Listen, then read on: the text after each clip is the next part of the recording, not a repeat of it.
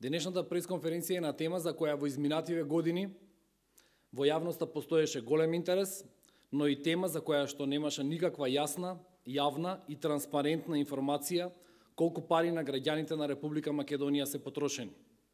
Се работи за парите кои биле дадени од буџетот на Република Македонија за пропаганда и кампањи кои беа емитувани на електронските и печатени медиуми во земјава. Зборуваме за кампањите за трето дете, кампањите против абортус, Истражија Македонија, Ден на идеи, Ден на дрво, Денови на храна и слично.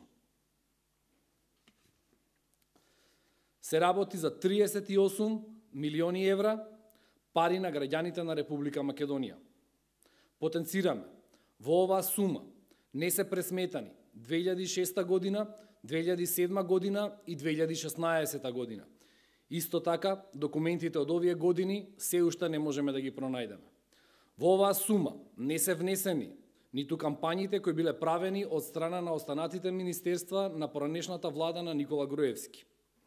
Сумата од речиси 38 милиони евра ја покрива само медиумската индустрија на поранешниот кабинет на премиерот Никола Груевски.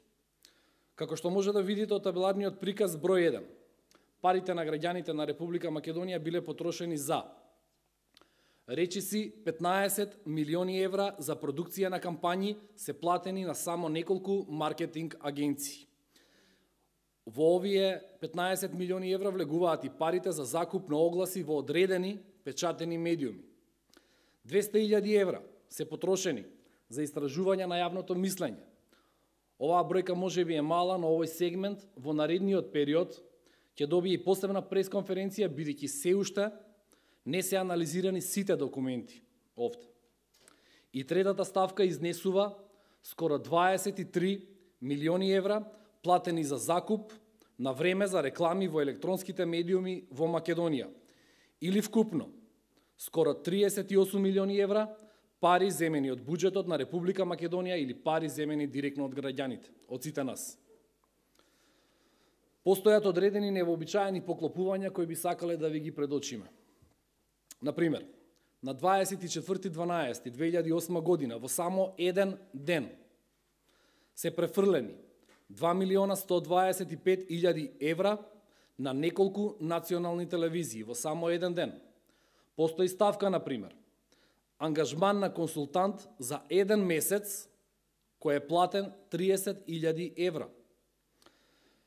Тоа што се особено нејасни се критериумите како биле префрлени парите за закуп на простор за реклами кај комерцијалните национални концесионери. На прв поглед некој ќе рече дека тоа одело според рейтингот на телевизиите, но тоа е само на прв поглед, бидејќи табеларните прикази кои што ги гледате во моментов укажуваат дека тоа не било баш така, односно критериуми немало. Како што е видливо од вкрстените бројки, одредени национални телевизии едноставно биле плаќани многу повеќе од другите. Најмногу пари од владата добила телевизија под шифра 11 во табеларниот приказ или цели 7 милиони евра. Дека не постои критериум е јасно со појавата на нова телевизија со национална концесија во 2012 година или телевизија со шифра 33 на табелата. Во незината втора година од функционирање, оваа телевизија добива половина милион евра од владата на Никола Груевски. Наспроти, например, телевизија која долги години работи со национална концесија и која таа година добила само 22.000 евра. Разликата може да ја пресметате или да ја поедноставиме, разликата се 480.000 евра. Недостатокот на критериуми за распределување на парите на граѓаните, постоел и кон регионалните и локалните телевизиски оператори.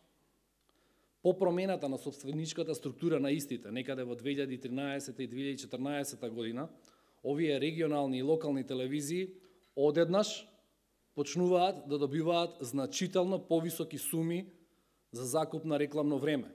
Претходно, или не добивале ич, или добивале по максимум 100 евро месечно. Сега почнуваат да добиваат договори во вредност од 15.000 евра. Заклучоци. Анализава покажува дека владата на Никола Груевски потрошила речиси 38 милиони евра пари на граѓаните на Република Македонија на кампањи и пропаганда. Во овие 38 милиони евра, повторувам уште еднаш, не се внесени 2006 година, 2007 година, 2016 година.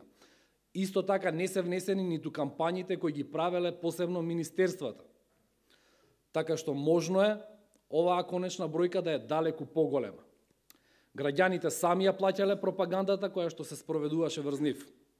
На самиот крај, сакаме да ве потсетиме дека новата македонска влада целосно ја прекина оваа негативна појава и повеќе нема да постојат ниту реклами, ниту плаќање на медиуми за маркетинг активности. Владата на Република Македонија повеќе нема да биде најголем маркетинг огласувач во земјава.